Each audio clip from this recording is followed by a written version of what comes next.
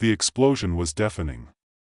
The kind of noise that deafens your ears and fills your entire body with terror, as if the very air around you is being ripped apart. Olivia Marsh staggered back, her body convulsing against the shockwave that radiated from the fireball now consuming the house she had grown up in. It was too late to save her family. The house, her home, the place she once thought safe, was nothing more than a pile of twisted steel and smoldering wood. She hadn't even realized she was standing until she noticed the cracks in the pavement where she had dropped to her knees, clutching her chest as her heart tried to make sense of what had just happened. For a long moment, Olivia couldn't hear anything but the ringing in her ears. Her eyes, wide and unblinking, stared at the smoke billowing from the ruins of what had once been a beautiful, idyllic suburban home. The home where she had spent her childhood, her adolescence, and the first years of adulthood. She could still smell the burnt edges of dinner from that night, her mother's lasagna, her father's old-fashioned whiskey. The world felt unreal. But what was real was the pain. The deep, gut-wrenching realization that her parents were gone. Her brother, gone. She stumbled to her feet, disoriented, shaking with the kind of shock that made it hard to know whether she was alive or in some nightmare from which she could never escape. The fire trucks hadn't arrived yet. The sirens were still a distant wail, too far away to help, too late to do anything. But then, there was something else. A figure. A tall man in a dark coat, standing across the street, a silhouette against the rising flames. Olivia blinked, disoriented, wondering if her mind had fractured in the chaos. He wasn't moving. Just watching. She wanted to call out to him, demand if he had seen something, if he knew something, anything, but when she opened her mouth, nothing came out. No words, no sound. The figure took a step forward. The sound of his boots crunching over the gravel seemed louder than it should have been. He stopped about 10 feet from her, and she felt a strange chill in her spine. She tried to speak again but couldn't. Instead, the man reached into his coat pocket and pulled out an old, tarnished pocket watch. "You will need this if you want to know the truth," he said, his voice low, barely audible over the roaring flames. He extended the watch toward her, but Olivia didn't take it. She didn't move. The watch, its metal worn and weathered, glimmered faintly in the dimming light. The man's lips curved into an almost imperceptible smile. "I can only show you the way. You'll need to make the choice." She didn't understand. Truth? What truth? Her mind was racing, but her body wasn't reacting. Her family had just been wiped out in an explosion. Who was this person? And why did he think she could find the truth about something that had already destroyed everything she loved? "Take it," the man urged, stepping closer. "It's the only way." The words had an authority she couldn't deny. Something about them made her reach out without thinking. The moment her fingers closed around the cold metal of the watch, her vision blurred for an instant, and then, everything stopped. The world held its breath. The fire, the sirens, the distant voices all ceased. Time itself seemed to pause. And then it began to rewind. Everything around her turned into a blur of motion, as if someone had pressed the fast-forward button on a video. Her house, still intact, her parents' car parked in the driveway. The sound of birds chirping in the distance. It was as if she had gone back in time. Her pulse raced. What was happening? She reached up, touched her face. She was still herself. No physical changes. But everything else was shifting, reshaping around her. And then, as quickly as it had all started, it stopped. She was standing on the same street, facing the same house, but now, nothing had happened. Confused, Olivia looked down at the watch. It was ticking again. She felt a strange sensation, as if the weight of the world had shifted. Her body was different. She was suddenly aware of it, aching, tired, like she had run a marathon. Like she had aged several years in the span of a few seconds. She stared at the watch. The man's words echoed in her mind. It's the only way. The only way to what? Olivia? She turned around, startled.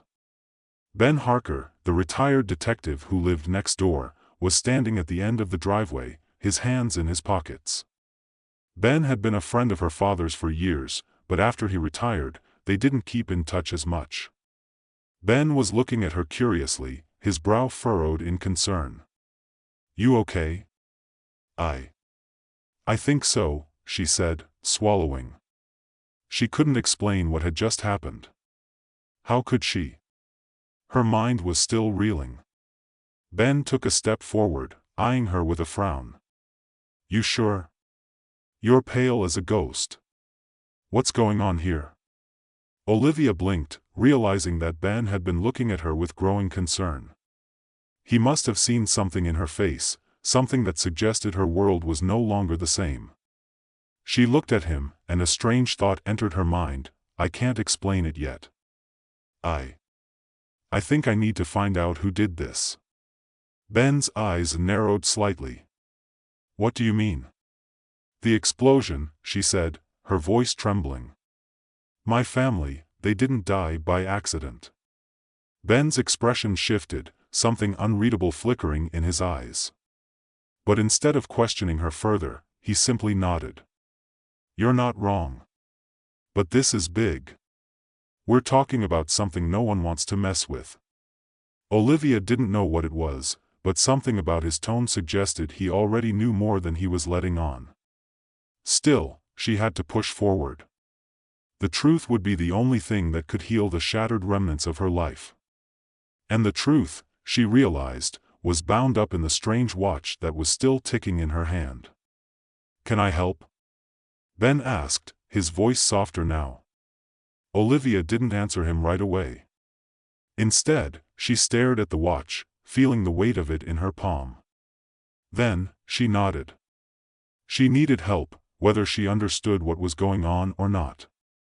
Olivia held the watch in her hand, feeling its weight like a distant echo of her family's memory. She could still smell the smoke from the wreckage in the back of her throat, a constant reminder that her life was no longer the same.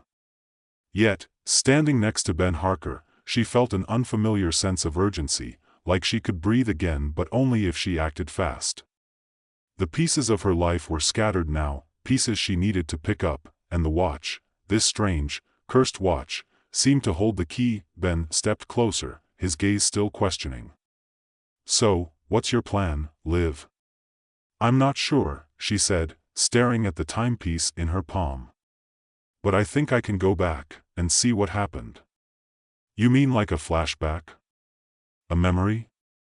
Ben asked, his voice dripping with skepticism. Not a memory, Olivia murmured, shaking her head. I can go back. In time. He frowned, not fully understanding. Olivia didn't expect him to. Hell, she didn't even fully understand herself. But the watch had already shown her what it could do. She could rewind time. Every time she used it, she could relive the hours before the explosion and search for clues, small things, things that might have slipped through the cracks of her memory the first time around. But there was a price, a cost she hadn't yet figured out. She already felt a deep weariness settle in her bones. Every time she used the watch, she could feel it. Her skin felt a little thinner, the lines around her eyes deepening, her joints aching like they had been pushed too far. Something inside her knew the truth: the more she rewound time, the older she would get. The toll on her body would be worse with each attempt, and eventually, there would be nothing left. Still, she had no choice. The truth about who killed her family was buried somewhere in the past, and she couldn't afford to wait. I need to try it again, she said, her voice low but resolute. I need to go back and see who did this. Ben hesitated but then nodded. Okay. But you're not doing this alone. We'll figure it out together. You're not chasing ghosts. Olivia didn't have the strength to argue. The truth was, she didn't want to be alone in this either. She felt lost. And every moment that passed without finding out what had happened felt like one more step away from what remained of her old life. She looked at the pocket watch again, her fingers trembling slightly. She didn't need to say anything more. She just squeezed it tightly in her palm. Time seemed to fold in on itself, as if the whole world were being drawn backward, reeling like a spinning reel of film.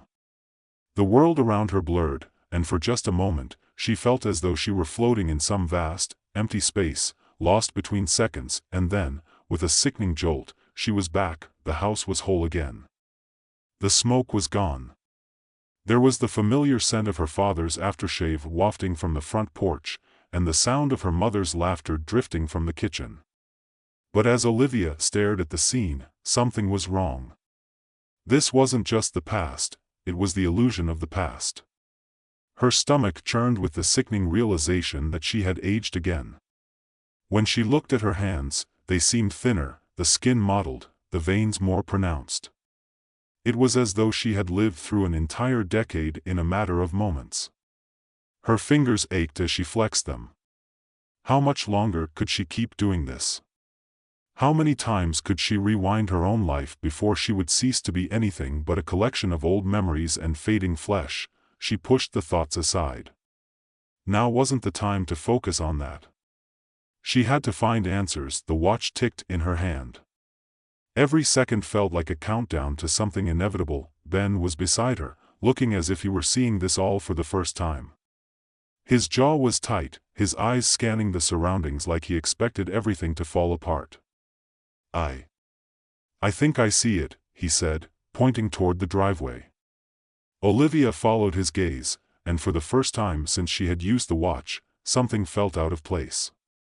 Her father's car was parked in the same spot, but there was a figure standing near it, a tall man in a dark suit, his back to them, his hands folded behind him. She didn't recognize him. The figure turned, and Olivia's blood froze. It was him. The man from the explosion, the one who had handed her the watch. What the hell is going on here? Ben muttered, clearly unnerved. Olivia didn't answer. She couldn't. She was too busy trying to make sense of the impossible situation unfolding before her. The man had to be connected to the explosion, but why was he standing here, in the past? And how had he known she would use the watch? She moved toward him, stepping cautiously but with purpose. The man didn't seem to notice her approach. He was focused on something in his hands, something dark and metallic, perhaps a piece of machinery. Who are you? Olivia finally demanded, her voice unsteady. The man's head snapped up, and his cold, unreadable eyes met hers. For a long moment, they stared at one another. His face was expressionless, but there was something in his gaze, a flicker of recognition. You're still here, he said quietly, almost to himself. I thought you'd disappear. Her chest tightened. Disappear? What are you talking about? He didn't respond. Instead, he slowly lifted his hand, offering her the watch again. Take it, he said, his voice distant, as if repeating a well-worn line. You'll need it. Olivia shook her head. No. I don't need anything from you. But his eyes remained locked on hers, as though daring her to deny the truth. She reached for the watch. The moment her fingers brushed the cold metal, everything shifted again. The world flickered, the house around her melting away into smoke. This time, there was no explosion. No fire. Just a void. And then, the figure was gone. She was back in the present, standing alone in the wreckage of her home. The watch ticked steadily in her hand. It felt heavier now. Or was that just the weight of the years it had stolen from her? She glanced at Ben, who was still frozen, staring at the spot where the man had been. Who was that? Ben asked, his voice thick with confusion. Olivia didn't answer. She didn't have an answer. She only knew one thing for sure, the past wasn't as it seemed. The man, the explosion, everything was connected. And she was running out of time to uncover the truth, but at what cost?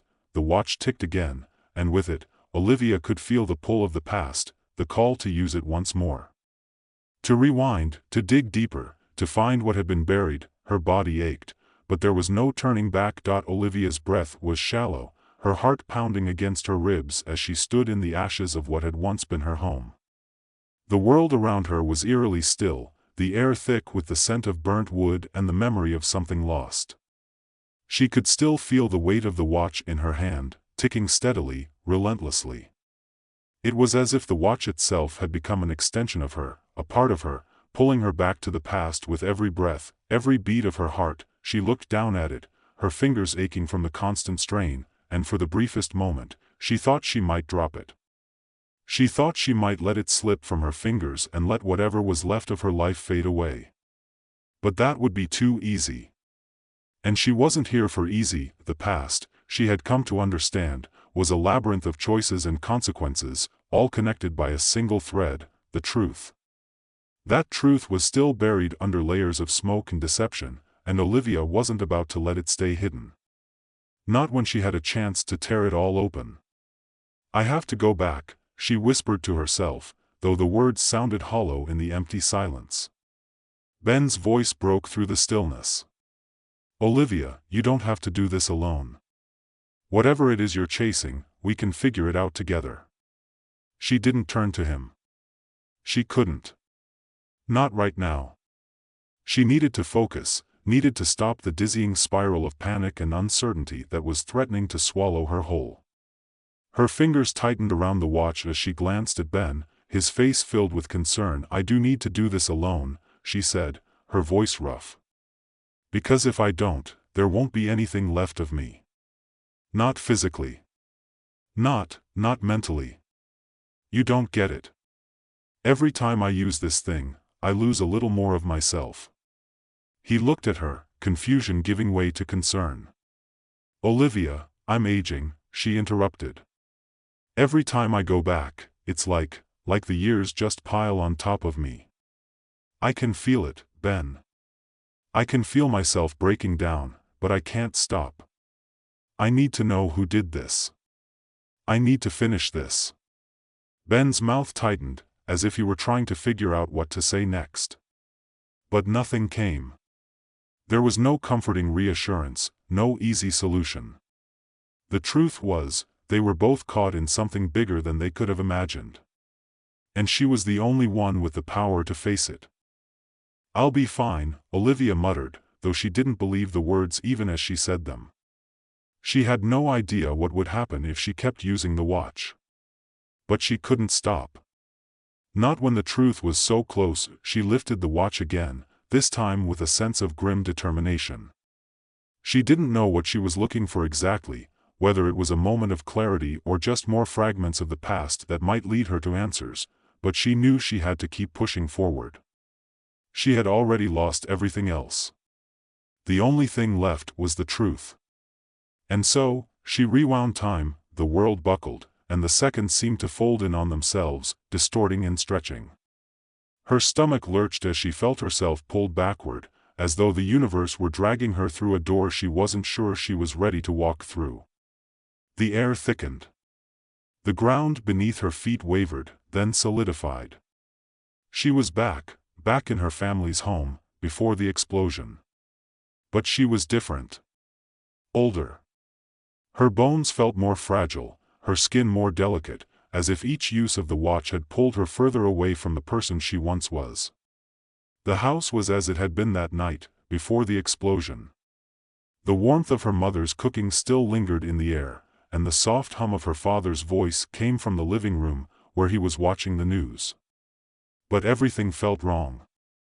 Every corner, every moment, felt like a trap. Her eyes flicked to the front porch, where she had seen the figure before, the man in the dark suit. He was there again, standing in the same place, as though waiting for her. "Why are you doing this?" she asked aloud, though she wasn't sure whether she was speaking to him or to the universe itself. The man didn't turn. He didn't even acknowledge her presence. She walked toward him anyway, her legs feeling heavy, her steps slower than she intended. She could feel the weight of the years in every movement. Every step forward made her feel like a stranger to her own body. When she reached him, she stopped. He turned, slowly, as though he had been expecting her. His face was pale, and his eyes were the same cold, unreadable eyes she had seen before. "I'm sorry," Olivia said, her voice shaking. "I don't understand. I don't understand any of this."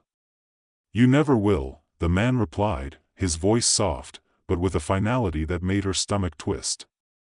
"The truth you're searching for isn't meant to be found. Not like this." She clenched her fists, willing the ache in her bones to go away, the weariness gnawing at her insides. "I need to know who killed my family." The man's lips curled into a faint smile, but it was a smile that didn't reach his eyes. "Do you think finding the killer will bring them back? Do you think you can undo what's been done?" Olivia's breath hitched. "I'm not trying to undo anything. I just want to know who." He stepped closer, his gaze sharp, his presence oppressive. "The killer is not the answer. The truth you're looking for is more complicated than you could ever imagine." Something cold curled in her chest, like a knot she couldn't untangle. Her heart hammered in her ears. "What does that mean? Who are you?" The man didn't answer. Instead, he reached into his coat and pulled out the same pocket watch he had given her before. His eyes never left hers. "Take it," he said simply. "If you want to keep chasing the past, you'll need it." Her fingers twitched, the compulsion to take it stronger than ever. But this time, she hesitated. She could feel the toll it had already taken. Every time she used the watch, the more fragile she became. The older she was becoming. It wasn't worth it. Nothing could bring them back, and no amount of rewinding could change that. And yet, as if her body acted of its own accord, Olivia reached for the watch. The moment her fingers brushed against it, she was pulled backward again, and the world spun violently around her, the landscape blurred into shadows, the air thick with static, and when she opened her eyes, she found herself standing in the wreckage of the explosion once more. She felt it instantly. The weight of years pressing down on her. She was no longer in her 30s. She had aged so much that her body barely felt like her own. Her skin was thin, the bones of her face sharp. Her joints creaked as if they might fall apart at any moment, but there was something else. The watch in her hand, now a relic of time itself, was ticking slower now, more sluggishly. As if it, too, had grown tired. "Enough," she whispered to herself. But it wasn't enough. There was still something to find. Someone to find. Her mind raced, but her body was already too far gone. She stumbled, trying to regain her balance, but it was too late. The finality of it hit her all at once. She had reached the end of the line, the watch stopped ticking, and she knew, deep in her bones, that it was over. The truth had been buried too deeply, the cost of uncovering it too high. There would be no undoing it now.